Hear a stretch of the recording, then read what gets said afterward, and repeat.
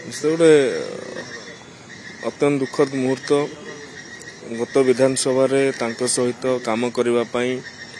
अवसर मिलता जड़े जनजातिर नेतृत्व भाव से अंचल स्वतंत्र परिचय रही शांत सरल मिष्टभाषी अल्प कथा कहे किंतु मंज कथाटा कहे ठीक कथा कहे समस्ते भल पाउले एमती भी माने शासक दल हूँ से तो आम विरोधी दल थिलु विरोधी शासक सबु दल लोक भल पाउले किछि दिन धरिकी विधानसभा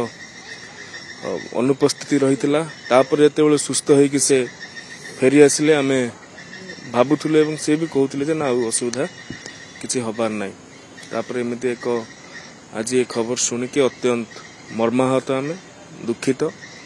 प्रभु जगन्नाथ निकट में प्रार्थना शोक संतप्त परिवार वर्ग को धैर्य और साहस प्रदान करंतु एवं अमर आत्मार सत्गति कामना करुछु। स्वर्गत पूर्वतन मालकानगिरी विधायक आदित्य माढ़ी मोर जन बहुत भल बंधु अति घनिष्ठ बंधु आम गोटे सांगे विधानसभा आम 19 ରୁ 24 पर्यंत थिलु एवं सहित सब से गोटे मेलापी प्रकृतिर एवं सबु बेले मालकानगिरी कथा आम जो विरोधी दल रे थिलु से सब बेले कहिबे मुकेश भाई मो कथा टिके कहिबे मोर इश्यू को टिके उठेवा तापर तांगर हटान जते बेले किडनी रो प्रॉब्लम थिला ताको मध्य हमर ताको सहाय्य करिया पय मु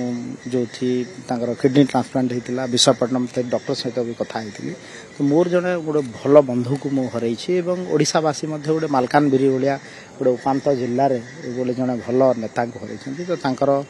आत्मार सतगति कामना करुछि मैं दुख प्रकाश करुछि एवं तांकर शोक संतप्त परिवार को मोर समवेदना मध्य जनाउछि।